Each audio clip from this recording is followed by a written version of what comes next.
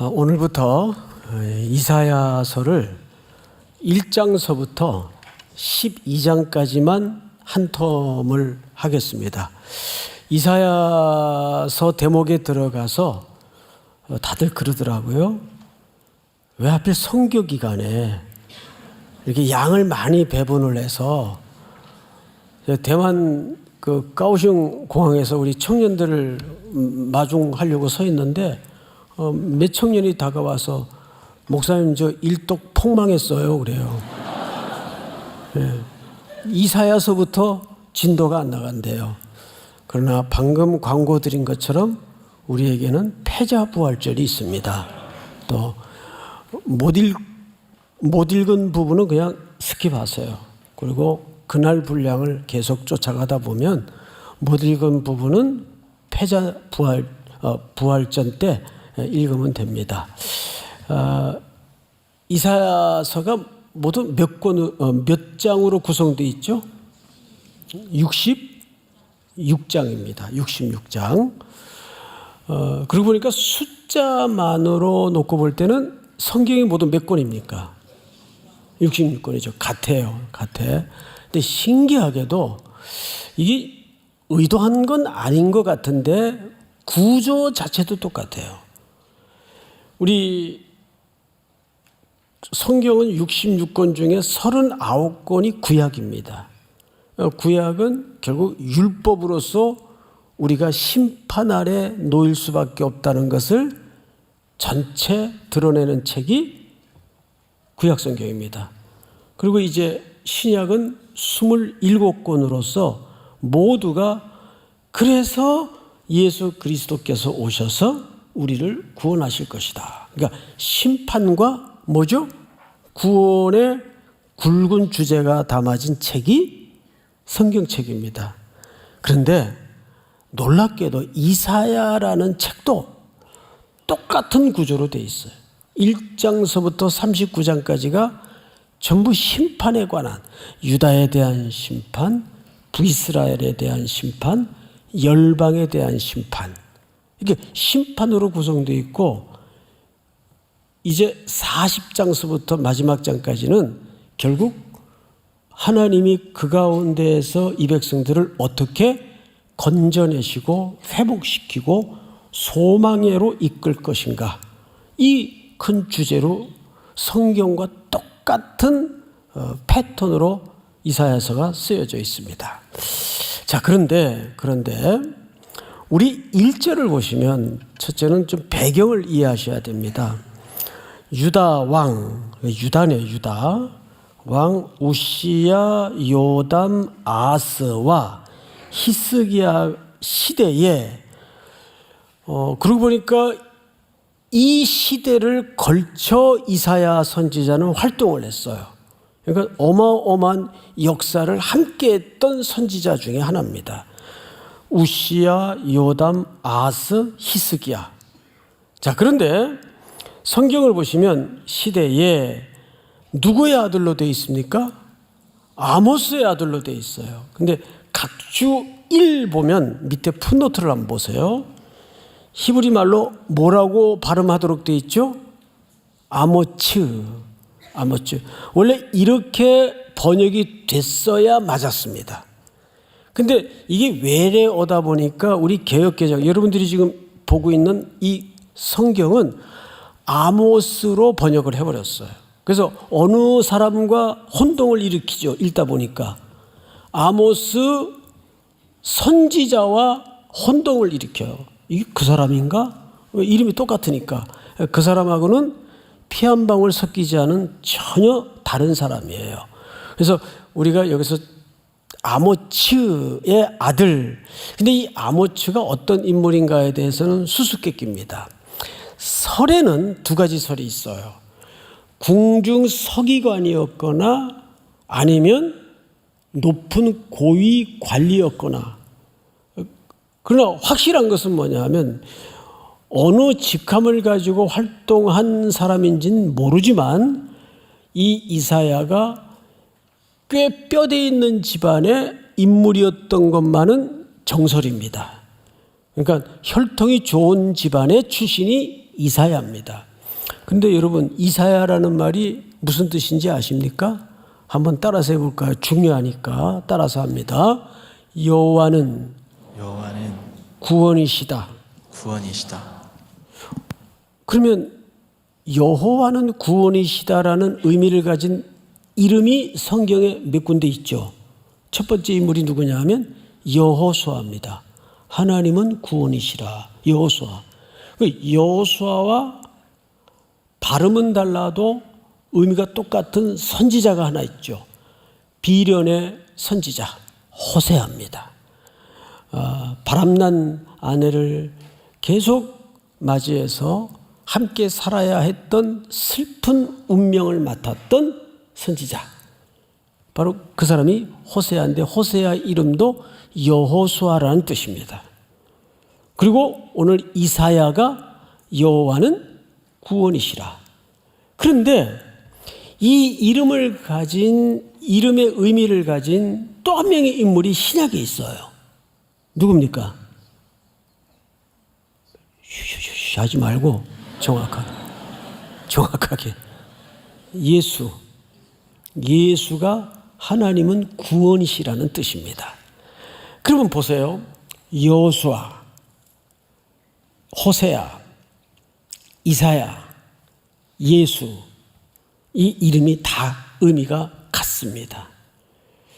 여기에 성경 전반에 걸쳐 암시를 드러내고 있는데, 그 암시를 나중에 좀 중간에 설명으로 소개를 드리도록 하겠습니다. 이 첫 시간이니까 조금 배경 설명이 필요해요.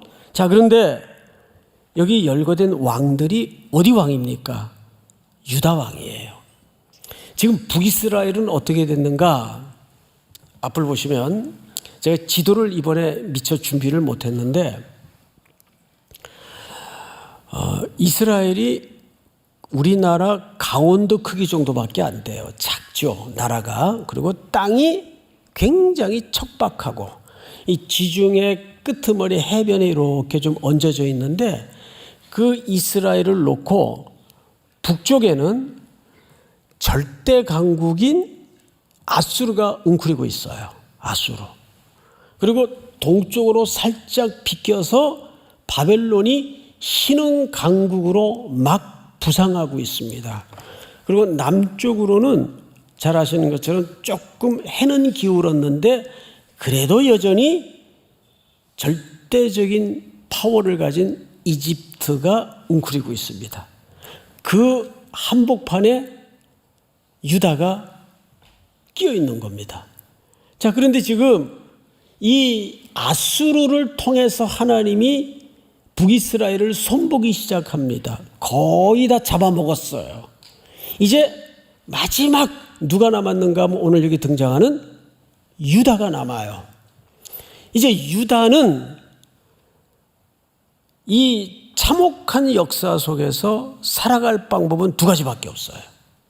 첫 번째 방법은 북이스라엘처럼 이런 주변의 열강들을 활용해서 그들의 정치적인 군사적인 힘을 빌려서 생존을 담보받는 겁니다. 그런 방법이 하나 있어요. 사실 이것은 직관적 방법으로서 가장 쉬운 방법이에요. 우리나라도 너무너무 데칼코마니처럼 똑같아요. 이 반도의 국가, 그것도 허리가 나누어진 이 조그만 땅덩어리에 우리는 위로는 북한, 더 위로는 북한을 쥐락펴락하고 있는 종주국에 가까운 거대한 중국이 웅크리고 있어요. 막대한 맨파워를 통해서. 그리고 아래쪽으로는 열도의 나라 일본이 웅크리고 있습니다. 여러분, 세계에서 일본을 가장 우습게 보는 나라가 한국밖에 없어요. 이게 일본이 얼마나 대국인지 아세요? 일단 인구만으로도 우리나라 2배가 넘어요, 일본이. 게다가 이게 섬나라라서 땅이 길게 펼쳐져 있어서 그렇지 땅도 굉장히 넓습니다. 저 홋카이도서부터 오키나와까지 보면 땅도 어마어마하게 넓어요.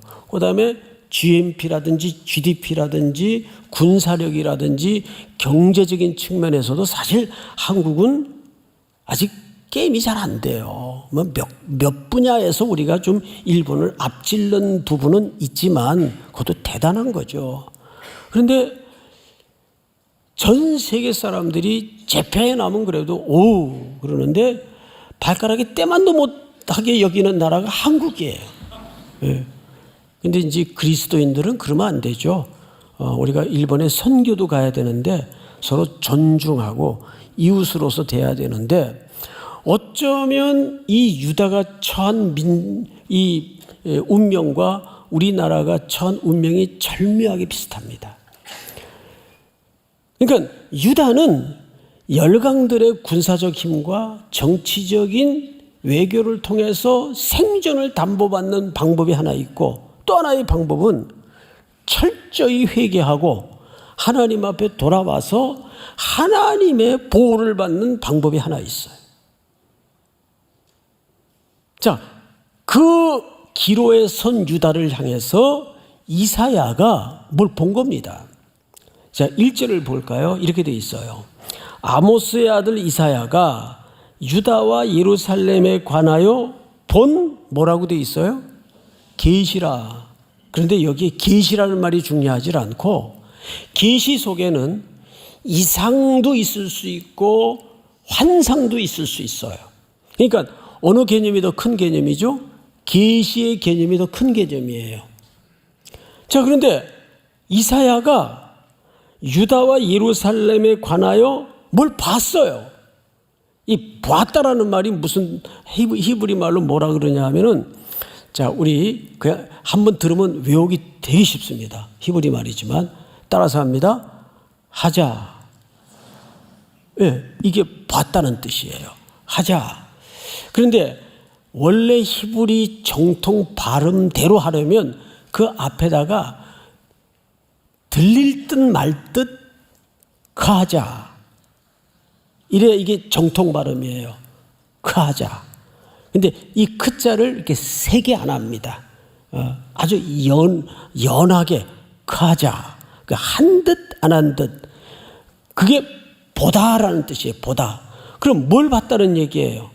계시를 봤다는 얘기예요. 어떤 환상과 비전과 이상을 봤다는 얘기인데 이 하자라는 동사가 그 뿌리가 어디서 나왔는가 하면 계시라는 그 하존이라는 말에서 나와요. 그 하존. 이 뿌리가 같아요. 그럼 뭘 봤을까? 뭘 봤을까? 우리 2장 1절을 좀 볼까요? 2장 1절을 보시면 이렇게 돼 있어요. 아모스의 아들 이사야가 봤어요, 받았어요? 여기 받았다라고 번역을 했습니다. 근데 이것은 의역을 한 겁니다.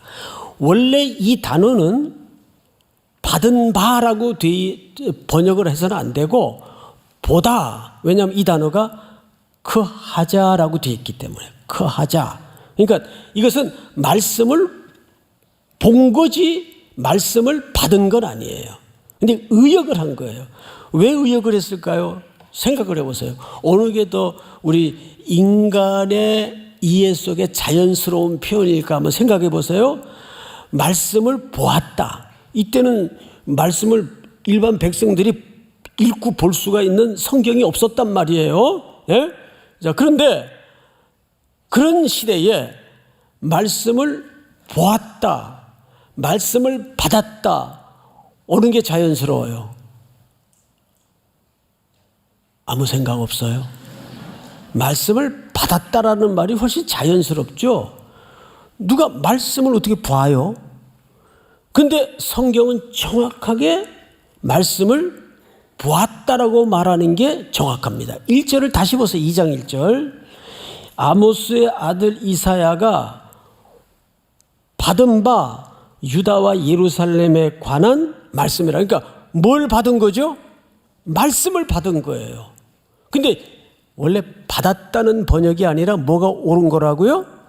보았다라고 말하는 게 옳은 번역이라고요. 그러면 뭐 받은 거나 본 거나 의미는 같은 거 아닐까? 아니죠. 이거를 제가 유독 이 서론 시간에 강조하는 이유가 있어요. 두 가지 이유가 있어요.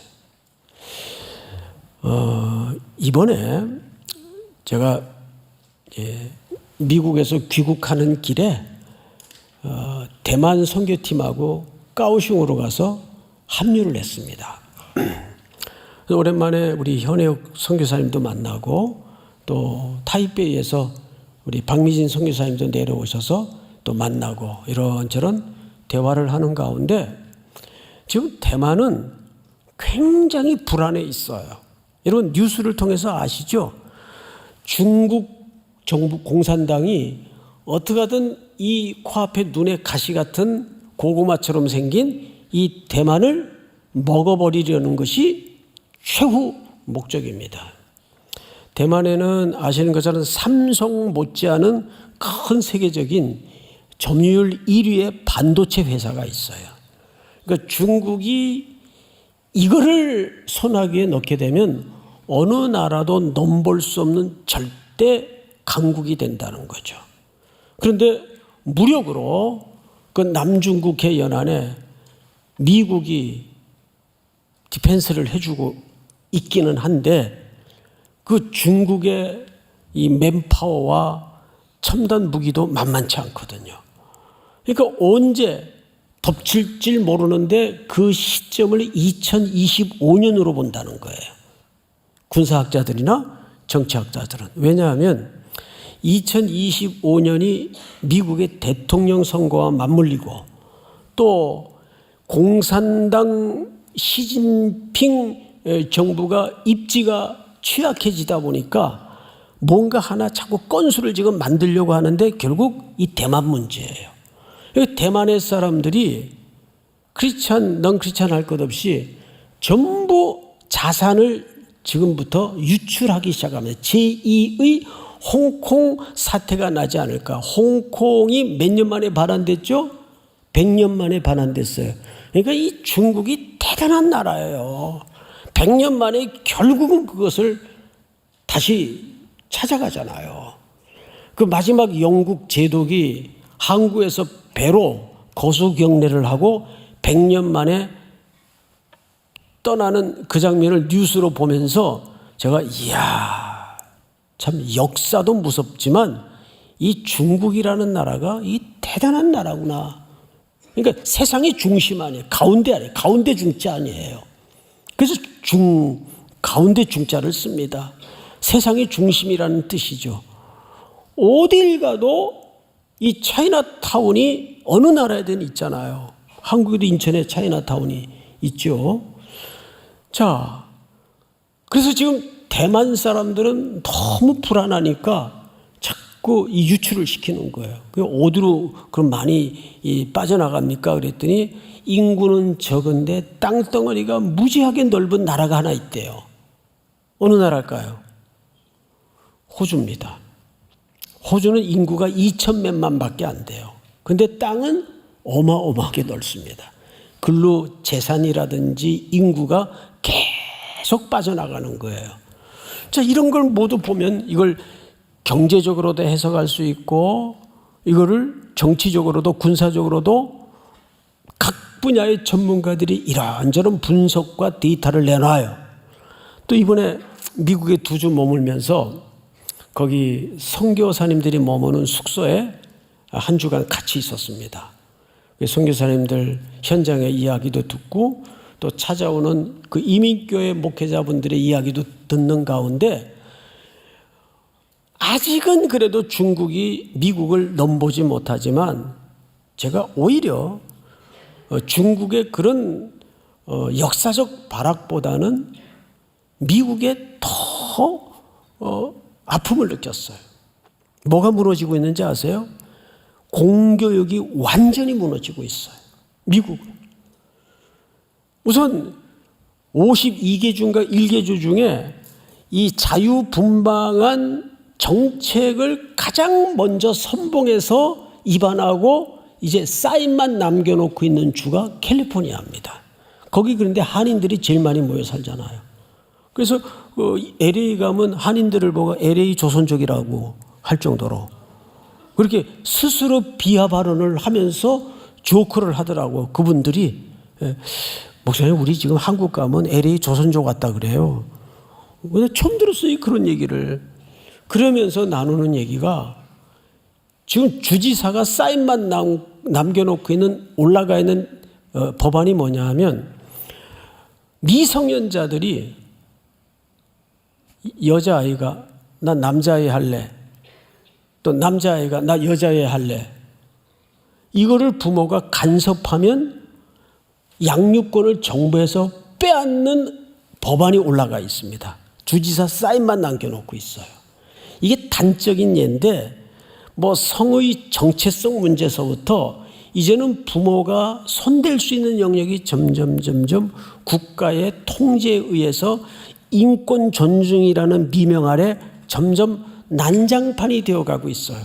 그러니까 교회 지도자들이 이구동성으로 만나면 하는 얘기가 목사님 제가 미국에서 40년 30년 살지만 이제는 더 이상 우리 다음 세대들을 미국 학교에다가 보내기도 싫고 맡기기도 싫습니다. 그거 어떡하려고 그래요? 그래서 이제는 교회가 다음 세대들의 이 공교육까지를 책임지는 뭔가를 지금 시도하려고 첫 번째로 몸부림치고 있는 게 홈스쿨링이에요.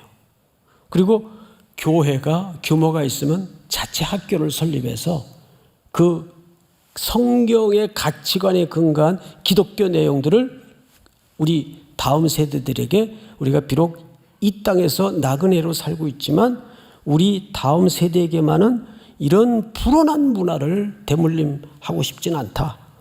그 얘기를 만나는 목회자들마다 하는 거예요.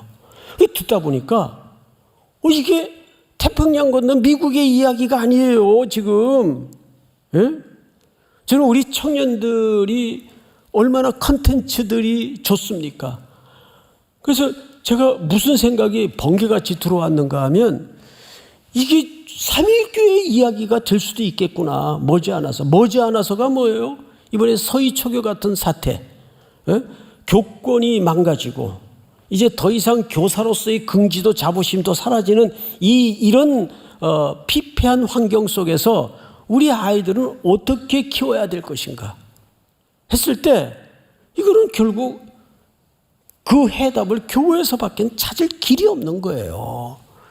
그러니까 여기 함께한 우리 청년들이 먹고 사는 문제도 중요하죠. 그거 열심히 사세요. 그런데 그것이 어떤 방향성을 향하고 있는가를 고민해야 됩니다. 제가 이런저런 대만에서 그런 얘기를 듣고 미국에서 2주간 머물면서 그런 얘기를 듣는 가운데 생각이 너무 복잡해지는 게 아니라 너무 명료해지더라고요. 그래, 그러리라고는 생각을 했지만 답은 명료하다. 예수 그리스도를 가르치는 것 외에는 세상에 답이 없다. 이거 그렇습니까? 안 그렇습니까? 교회가 이러니 저러니 교회는 왜 이래? 테스형 왜 이래? 이런 얘기가 아니라 교회가 문제가 많고 말이 많고 탈이 많아도 결국은 성경은 뭐라고 얘기해요? 교회를 통해서 이 땅에 소망을 만들어 가신다고 말씀하지 않습니까? 믿습니까 여러분? 그래서 지금 이사야 선지자에게 하나님이 렌즈를 갈아 끼워서 이 사연 많은 이 참혹하고 황폐해진 이 시대의 역사 속에 뭘 보여주시냐면 하나님의 말씀을 통해서 그 시대에 길이 어디 있으며 해답이 어디 있으며 구원이 어디 있으며 희망이 어디 있으며 그것을 이상으로 보여주는 거예요. 그 이상이 어디쯤 등장을 하죠? 6장쯤 가서 등장을 합니다. 6장쯤 가서. 그 유명한 이사야가 성전 안에서 하늘 성전의 그림을 이상으로 환상으로 보지 않습니까? 무슨 세상 컨퍼런스 가서 그런 이상 볼 수 있겠어요? 결국은 하나님의 예배를 통해서 하나님의 말씀을 통해서 그런 이상을 저와 여러분들에게 보여주시는데 우리 교회가 내년이 70주년이에요. 물론 숫자가 뭐 이렇게 대단한 건 아니지만 지난 70년 동안 하나님이 우리에게 어떤 사연을 주셨고 어떤 과오가 있었고 어떤 은혜를 부어주셨는가를 회고하고 앞으로 새롭게 펼쳐질 70년은 이 금쪽 같은, 이 보석 같은 청년들이 어디로 가야 될 것인가에 대한 밑그림이 나와야 돼요. 단순히 무슨 행사 몇 개 하고 때우고 치우는 그런 기념 한 해가 되어서는 결코 안 됩니다. 믿습니까, 여러분? 그런데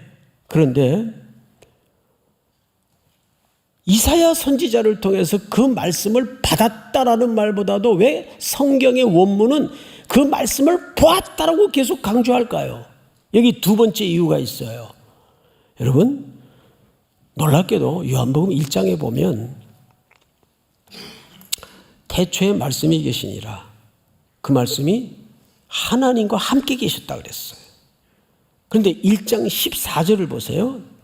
말씀이 육신이 되어 우리 가운데 거하심에 우리가 그의 영광을 어쩌니 보니, 여기 보다, 말씀을 받았다라고 되어 있지 않고 말씀이 육신이 되어 누구를 가리킵니까?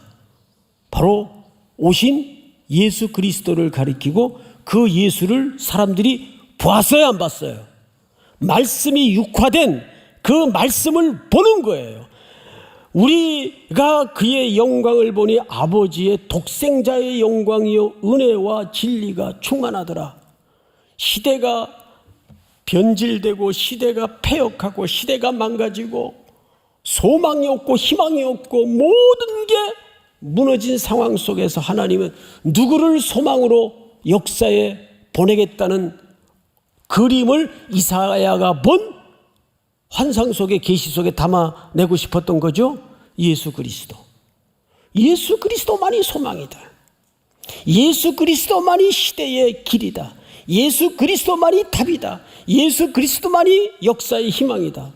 예수 그리스도를 얘기하고 싶었던 거예요. 그래서 요한복음 1장 14절에 보면 말씀이 육신이 되어 우리 가운데 거하심에 우리가 그의 영광을 보니 아버지 독생자의 영광이요 은혜와 진리가 충만하더라. 그러니까 이 참혹한 불순종과 패역의 역사를 뚫어내고 하나님이 결국은 누구를 보내시겠다는 얘기입니까? 예수 그리스도를 보내시겠다는 얘기예요. 그것이 하나님이 우리를 향하신 고집이고 집념이며 그분의 열심의 결과가 저와 여러분들을 위해서 십자가의 아드님의 순종을 통해 구속과 구원이라는 열매로 꽃피어낸 겁니다. 하나님이 저와 여러분들에게 그렇게 지배하세요. 일편단심이세요. 도망가 보세요. 하나님이 포기하시나? 태평양을 건너서라도 지구 끝까지라도 네가 음부의 자리를 필지라도 내가 거기에 있겠다. 이것이 저와 여러분들을 향하신 이사야의 눈을 통해서 하나님이 뿜어내시는 열기고 사랑의 끈적거림이에요. 여러분 2절을 한번 볼까요? 1장 2절 보시면 이렇게 되어 있어요. 하늘이여 들으라, 땅이여 귀를 기울이라. 하늘이 어떻게 들어요? 땅은 어떻게 귀를 기울여요? 자, 앞을 보실까요? 이사야서는 길지만 전부 문학적 작품이에요. 시적인 표현이 굉장히 많습니다. 그래서 이 이사야서는 이렇게 쭉 옆으로 그냥 쭉쭉 썼기 때문에 그 문학적 장르를 다 무시하고 성경이 쓰여져서 아쉬움이 좀 있습니다. 근데 이것은 뭐 우리도 그런 표현을 쓰죠. 꽃들이 노래하고. 제가 좀 몸이 아파서 제주도에 한번 좀 며칠 휴양 겸 요양을 간 적이 있어요. 그 한라산 언덕을 이렇게 혼자서 아픈 몸을 끌고 터벅터벅 올라가는데 거기에 이 갈대들이 바람에 날리면서 이렇게 불어요. 갈대들이. 근데 그 갈대가 흔들리는 걸 보면서 제가 잘 안 우는데 눈물이 왈칵 쏟아졌어요. 그래서 그때 써놓은 글이 있어요. 물론 다 잊어먹었지만 딱 한 문장이 남아요. 그래도 너는 나를 반가이 환영하는구나. 갈 때가 무슨 환영을 해요. 근데 제 심정을 그렇게 문학적 표현을 쓴 거죠. 예? 갈 때 너는 그래도 나를 환영하는구나. 그러니까 이 성경의 모든 이야기들이 문학적 장르로 써져 있는데 뭐를 소환했죠? 피조물 가운데 하늘을 소환하고 땅을 소환했어요. 우리도 뭐라 그래요? 야야, 하늘이 알고 땅이 안다. 그러면 전 세상이 다 안다 그 말 아니에요. 그러니까 지금 뭔가 하나님이 격한 감정을 담아서 문학적 표현을 통해 두 피조 세계를 소환합니다. 하늘이여 들으라, 땅이여 귀를 기울이라. 이 두 매개체는 왜 소환했을까요? 이유가 있어요. 신명기를 한번 띄워주실까요? 아시는 것이 신명기서는 하나님과 이스라엘 백성들 사이에 맺은 언약서입니다. 시내산에서 맺은 언약서를 가나안 들어가기 전에 다시 반복하여 기록한 책이죠. 자, 보세요. 너희 지파 모든 장로와 관리들을 내 앞에 모으라. 내가 이 말씀을 그들의 귀에 들려주고 그들에게 하늘과 땅을 뭐로 삼으리라? 그러니까 하늘과 땅은 여기 뭘로 소환돼요? 증인으로 소환돼요. 하늘이 알고 땅이 아는 거예요. 뭐를? 이스라엘 백성과 하나님 사이에 맺은 언약을 하늘도 알고 땅이 알아요. 이 두 매개체가 증인으로 지금 소환되고 있단 말이에요. 자, 다시 오늘 본문으로 돌아가서 2절을 잘 보세요. 하늘이여 들으라, 땅이여 귀를 기울이라. 여호와께서 말씀하시기를 내가 자식을 양육하였거늘 그들이 나를 거역하였도다. 여러분, 거역이라는 개념은 홀로 하는 개념입니까? 상대가 있는 관계 개념입니까? 이건 관계 개념이잖아요. 누구와? 즉 여기 자식이라는 표현이 등장하는 걸로 봐서 하나님이 누구로 소개되죠? 아버지예요. 이스라엘 백성들은 여기서 누구로 소환됩니까? 자식으로 소환되는 거예요. 아버지와 자식이 약속을 했어요. 그런데 이 자식놈들이 아버지를 완전히 개 발싸게만도 못하게 취급도 안 하고 무시하고 만홀히 여기는 패악을 저질렀단 말이에요. 뭘 깬 거예요? 뭘 깬 겁니까? 거역했다는 표현으로 봐서 언약을 깨버린 겁니다. 언약이 깨진 거예요. 근데 그 강도를 한번 보십시다. 3절. 소는 그 임자를 알고, 이것도 다 문학적인 표현이죠. 소는 그 임자를 알고 나귀는 그 주인의 구유를 알건만은 이스라엘은 알지도 못하고 나의 백성은 깨닫지 못하는도다 하였도다. 슬프다 범죄한 나라요, 허물진 백성이요, 범죄 허물 행악의 종자요, 행위가 부패한 자식이로다. 이걸 악의 사중주라고 합니다. 예? 여기 악을 짓는데, 악을 도모하는데 소프라노가 있고 알토가 있고 테너가 있고 베이스가 다 동원돼요. 고루고루 악을 구석구석 교향곡을 만들어서 지어내는 거예요. 이거를 악의 사중주라고도 표현을 해. 자, 그런데 보세요. 그들이 여호와를 버리며 이스라엘의 거룩하신 일을 만홀히 여겨 멀리하고 물러갔도다. 너희가 어째 매를 더 맞으려고 패역을 거듭하느냐? 온 머리는 병들었고 온 마음은 피곤하였으며. 물어봅시다. 여러분, 이 표현으로 보아서 하나님은 이스라엘 백성들에게 여지와 기회를 주었다는 얘기입니까? 지금 처음 하는 얘기입니까? 여지와 기회를 수없이 선지자들을 보내서 그렇게 하면 안 돼, 그리로 가면 안 돼, 이러다 다 죽어. 그것도 안 되니까 때리기도, 머리끝부터 발끝까지 아주 성한데가 더 때릴 자국이 안 남겨 스페이스가 없을 정도로 때렸는데도 말을 안 들어요. 저는 이 본문을 읽다가 제 어릴 적 생각이 났어요. 저희 어머님이 아버지 8살 때 돌아가시고 나서 네 남매가 남았는데 평생 과부집 새끼들 소리 안 듣게 한다고 엄하게 무섭게 키웠어요. 그런데 제일 자주 소환됐던 인물이 저하고 제 1살 많은 누나였어요. 이 연년생이다 보니까 너무 자주 싸웠어요. 한 번도 자라면서 누나라고 부른 적이 없어요. 혜수가 항상 이름 얘기하면 안 되는데 얘하고 이렇게 싸웠어요. 정말 마음과 뜻과 정성을 다해 싸웠어요. 그 이제 어머니가 화가 나가지고 매를 들고 들어오세요. 그러면 이 혜숙이는 어머 잘못했어요.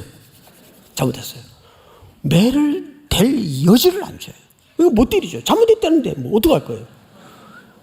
그런데 이제 문제는 저예요. 저는 끝까지 벽 구석에 이렇게 버티고 서가지고 잘못했다고 빌질 않아요. 그러니까 어머님이 막 종아리를 때리다가 울면서 정말 혼절 직전까지 간 적이 한두 번이 아니에요. 못됐죠. 그런데 그때 제가 어릴 적 고통스러웠지만 깨달았던 큰 교훈이 하나 있어요. 고집 피면 뒤지게 맞는다. 예? 고집 피면 맞아요. 그럼 별다른 수가 없어요. 말로 할 때 돌아오는 게 제일 똑똑한 건데 인간이 절대 그렇게 안 하더라고요.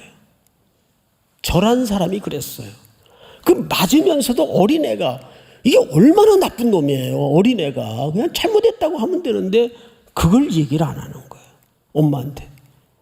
엄마는 때리다 지쳐가지고 한 번만 잘못했다고 사정을 하는데도 그걸 얘기를 안 하는 거예요.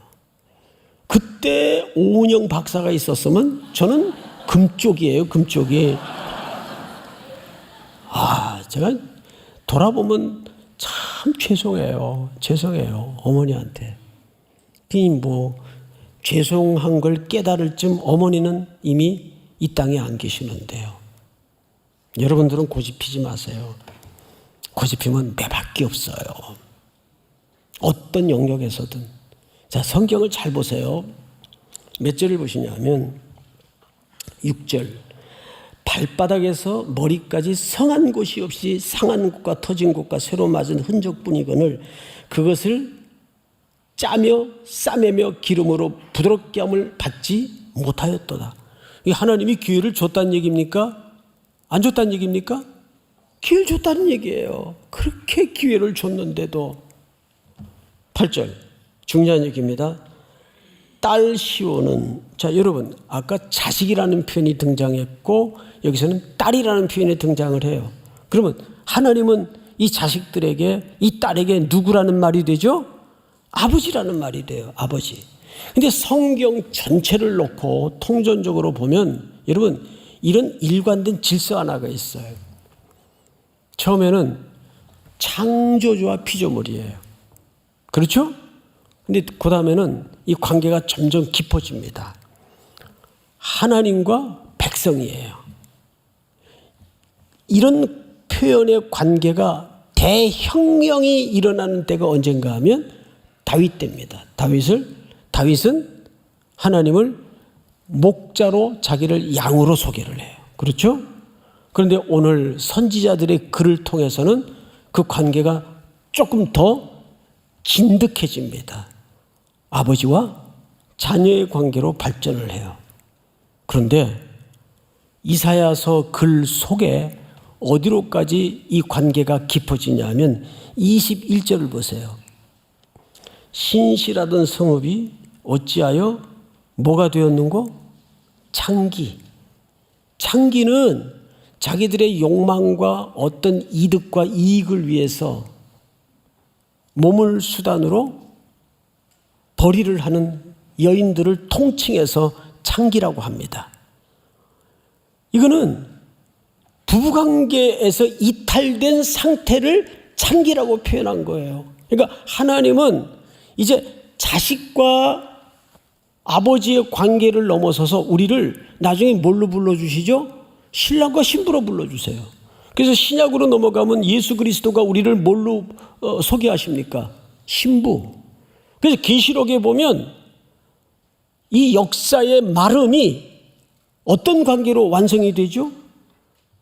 어린 양이신 신랑과 신부인 교회의 혼인잔치로 역사는 완성이 됩니다.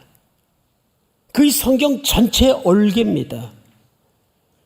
점점 하나님은 우리를 깊은 관계로 자기를 들이밀어 우리를 붙들기를 원하세요. 자녀와 자식과 아버지의 관계에서, 부부의 관계로. 여러분, 자식과 아버지의 관계는 몇 촌입니까? 몇 촌이에요? 1촌에 1촌. 무촌이 어디? 무촌은 부부관계가 무촌이에요. 그건 촌수가 없어요. 부부관계는.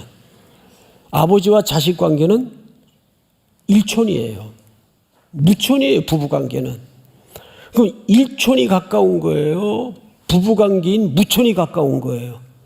무촌이 가까운 겁니다. 무촌이. 그만큼 우리를 하나님께서 일편단심, 일양 미쁘시사 놓지 못하시고 포기하지 못하시고 십자가의 언덕까지 우리를 쫓아오셔서 아들을 십자가에 매어 타시는 거예요. 이것이 이사야에 나타난 예수 비전이에요. 예수 소망이에요. 믿습니까? 오늘 이 고백이 여러분들의 평생의 노래가 되었으면 좋겠습니다. 어떤 상황 속에서도, 어떤 슬픔 속에서도 우리를 사랑의 열애와 추적으로 늘 동행하시고 함께 하시기를 즐거워하시는 그 하나님의 일양 빛부신 사랑 앞에 깊이 설득되고 이사야의 강해가 끝날 즈음 다시 한번 예수의 비전으로 눈 열어지고 내 일터가 새롭게 해석이 되고 내 삶의 인생길이 새롭게 해석되고 내 모든 공동체가 새롭게 해석되는 놀라운 송축이 여러분 입술을 통해서 일어나기를 주의 이름으로 축원하고 축복합니다. 우리의 눈을 열어주시고 귀를 열으셔서 새 노래를 부르게 하시고 여호와를 모든 삶의 현장에서 송축하는 기적으로 나아가게 하여 주시옵소서. 지금은 우리 구주 예수 그리스도의 은혜와 하나님 우리 아버지의 높고 깊고 크신 사랑하심과 성령님의 교통, 위로, 충만케 하시는 역사가 오늘 머리 숙여 경배하는 사랑하고 사랑하는 우리 귀한 청년들, 성도들, 해외, 국내 멀리 출타해 있는 가족들 그리고 복중의 생명까지 영원토록 함께 있을지어다. 아멘.